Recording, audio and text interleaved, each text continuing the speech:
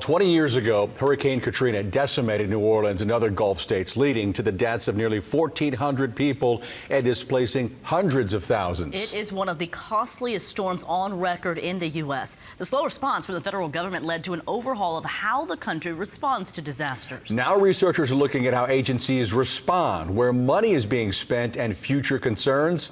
ABC 13's Nick Notario reports.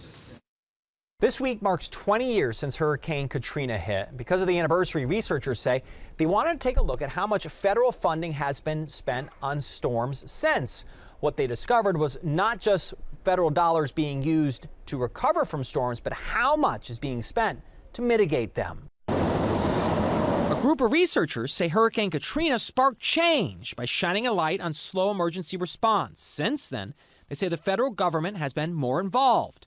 But tracking the help, researchers say, isn't always easy. There's a lot of data about disasters and their impact on the Gulf Coast, but it's often hidden behind different websites. It's difficult to access. And so what we wanted to do was put it all in one place. Urban Institute senior fellow Andrew Rumbach says that's why they launched this tool to see how much was spent and what the future need could be. These events are a really important part of people's lives, and so I think that they deserve to be talked about, and we need to come up with solutions that we can all agree on politically that can help solve the problem. Researchers found Texas suffered nearly $120 billion in damage from storms since Katrina.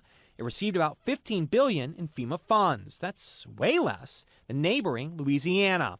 Researchers found its disaster damage was slightly higher than Texas, but Louisiana received more than double the FEMA recovery dollars. To reduce damage, researchers say FEMA gives mitigation money. However, they found much of the funds arrive after a storm hits. In Texas, they say FEMA spent $1.3 billion trying to reduce storm damage before they arrived, and more than double that after a storm hit. We spend a lot more money right now on recovery than we do on mitigating or preventing them before they happen in the first place.